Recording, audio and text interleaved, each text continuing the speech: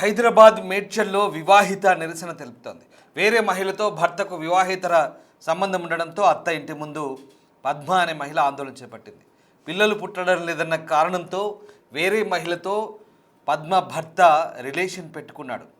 దీంతో ఆమె ఆందోళన వ్యక్తం చేస్తూ అత్తారింటి ముందు నిరసనకు దిగింది. 10 ఏళ్ల క్రితం పవన్తో పద్మకు వివాహం జరిగింది.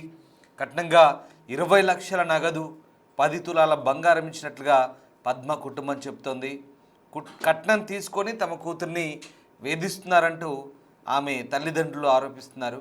భర్త పవన్ తనకే కావాలంటూ పద్మ నిరసనకు దిగింది. మేడ్చల్లో జరిగింది ఘటన.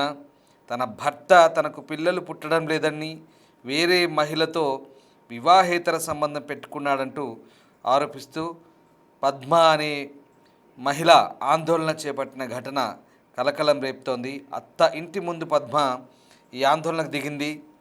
ఇక 10 ఏళ్ల క్రితం పద్మతో పవన్కు వివాహమైనప్పుడు ఈ పవన్ అనే వ్యక్తికి కట్నంగా 20 లక్షల నగదిచ్చారు, 10 తులాల బంగారం ఇచ్చారు. ఈ వివరాలన్నీ కూడా పద్మ ఫ్యామిలీ చెప్తోంది. కట్నం తీసుకొని తమ కూతుర్ని వేధిస్తున్నారంటూ ఆరోపిస్తున్నారు. భర్త తనకే కావాలంటూ పద్మ నిరసన వ్యక్తం చేస్తున్న దృశ్యాలు మనం చూడొచ్చు. మేడ్చల్లో చోటు చేసుకున్న ఘటన ఇది. అత్త ఇంటి ముందు పద్మ ఆందోళన చేస్తున్న దృశ్యాలు కూడా మనం చూడొచ్చు. హైదరాబాద్ మేడ్చల్లో వివాహిత తన అత్త ఇంటి ముందు ఆందోళనకు దిగిన దృశ్యాలు ఇవి. చాలామంది ఆమె ఆందోళన దిగినప్పుడు తన కుటుంబ సభ్యులతో, అలాగే తన తల్లి గారింటి కుటుంబ సభ్యులతో, ఇతర మహిళలతో కలిసి అక్కడ ఆందోళనకు దిగినప్పుడు అక్కడ స్థానికులు గుమిగూడిన దృశ్యాలు కూడా మనకు కనబడుతున్నాయి. పోలీసులు కూడా అక్కడికి వచ్చారు, విషయాన్ని తెలుసుకొని సముదాయించే ప్రయత్నం చేశారు. అయితే తన భర్త తనకు కావాలని, ఖచ్చితంగా తనకు న్యాయం జరగాలంటూ పద్మ అత్తవారింటి ముందు ఆందోళన చేపట్టింది. కట్నంగా 20 లక్షలు 10 తులాల బంగారం ఇచ్చామని, 10 ఏళ్ల క్రితం వివాహం జరిగిందని, అయితే పిల్లలు పుట్టలేదని ఒకే ఒక్క కారణంతో వేరే మహిళతో రిలేషన్ పెట్టుకోవడం కాదు, తనను మోసం చేస్తూ తనను ఇబ్బందులకు గురి చేస్తారంటూ ఆమె తన భర్త తనకు కావాలంటూ ఆందోళన చేసింది. ఒకసారి అక్కడ ఆ స్పాట్ దృశ్యాలు చూద్దాం.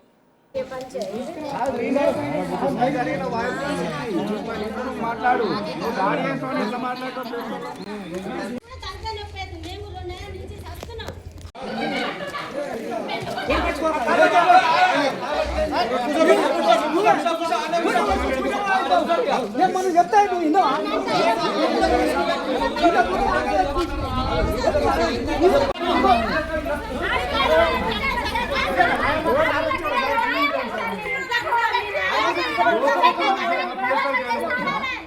వస్తా సార్ ఒకసారి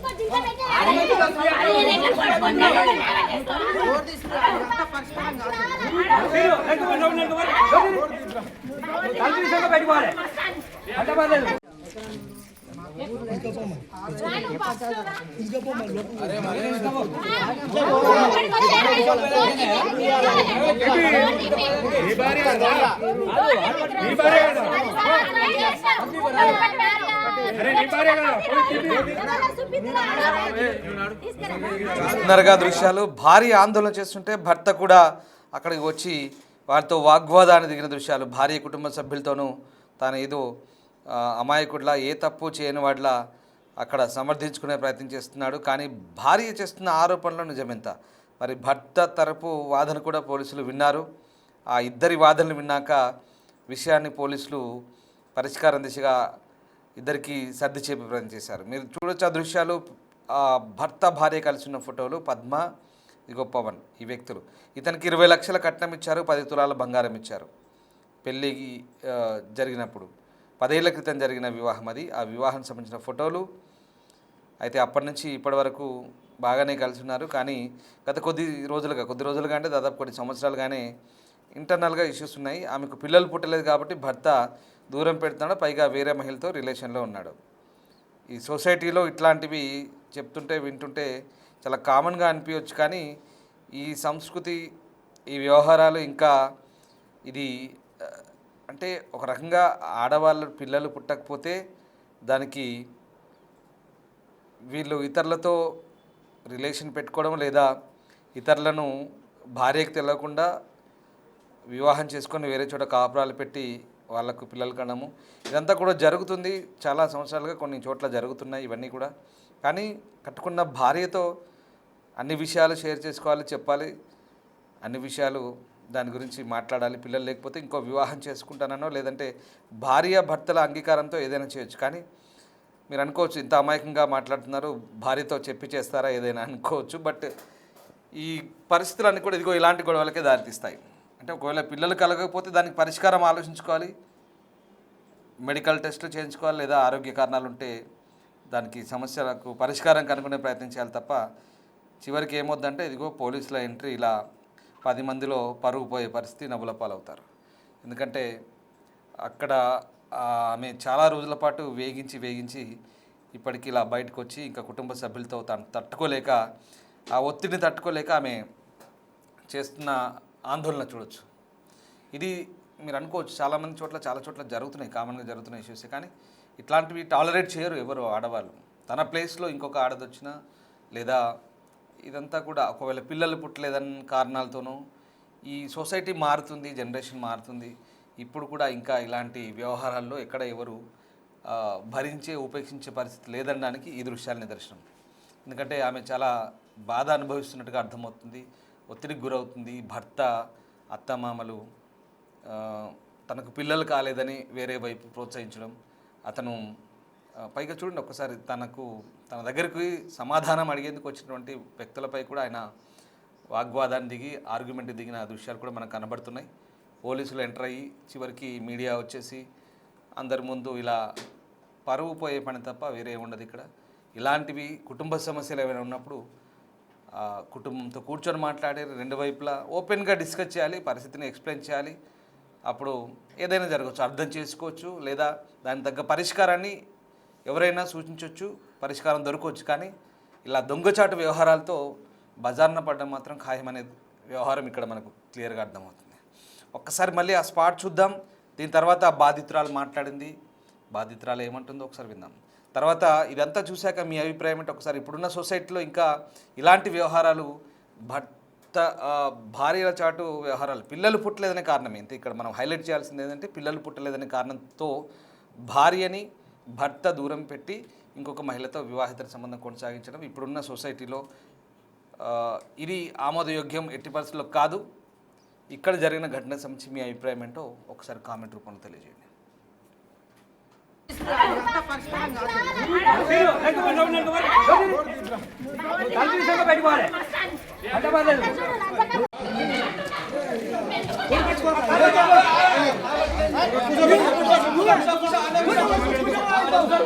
మనం చెప్తా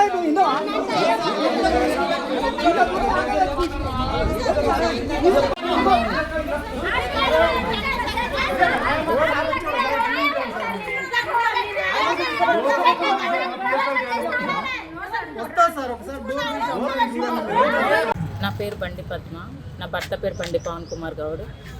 నా పెళ్ళయి 12 ఇయర్స్ అవుతుంది. 12 ఇయర్స్ నుంచి 10 ఇయర్స్ బాగానే ఉన్నాం. తర్వాత ఒక 2 పిల్లల తల్లితోటి అక్రమ సంబంధం పెట్టుకొని నన్ను ఇంట్లో నుంచి ఎలగొట్టి రోడ్డు పాలు చేసిండు.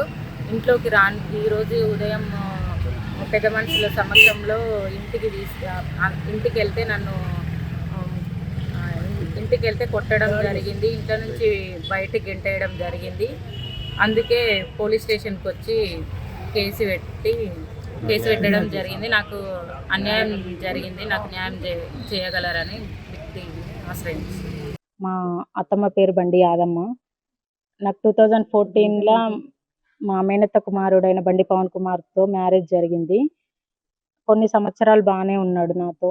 తర్వాత పిల్లలు కావట్లే అనే కారణంగా మానసికంగా వేధిస్తుండే. పెళ్లి టైంలో 20 లక్షలు 10 తులాల బంగారం ఇచ్చిర్రు. తర్వాత మానసికంగా వేధిస్తుంటే ఇంకా నాకు భూమి కావాలి, కట్నం కావాలి అంటే మా నాన్న 1 ఎకరం ఇవ్వడం జరిగింది. తర్వాత కొద్ది రోజులు బాగానే ఉన్నాడు. హాస్పిటల్లో చూయించుకుందామని నేను హాస్పిటల్కి వెళ్తే 1,00,000 నేను మా నాన్న దగ్గర నుంచి తెచ్చుకొని నేను హాస్పిటల్కి వెళ్తే రూమ్లో ఉన్న 50,000 తీసుకొని డ్యూటీకి వెళ్తున్నా అని చెప్పి 50,000 తీసుకొని నేను డ్యూటీకి వెళ్తున్నా, మహబూబ్నగర్ డ్యూటీకి. నేను వస్తా ఉండు, నువ్వు హాస్పిటల్కి వెళ్ళు చూయించుకో అని చెప్పిండు. తర్వాత ఒక్కరోజే పోయి వస్తాడు. 1 వీక్ అయినా నేను ఫోన్ చేసినా రెస్పాండ్ కాలే. నేను ఇక్కడ మా మరిదికి ఇట్లా అందరికి ఫోన్ చేసిన, ఇక్కడికి రాలే ఇంకా అంటే, మళ్ళీ ఒకసారి బ్లాక్ నుంచి తీస్తే ఏమైంది ఇంకా రావట్లేవంటే 15 days మా సార్ ఉండమన్నాడు ఇక్కడనే అంటే 15 days వరకు నేను ఫోన్ కొడుతూనే ఉన్నా. ఎప్పుడు చూడు బిజీ వస్తుంది. బిజీ వస్తుంటే అడిగితే ఇంకా రావట్లేవని అంటే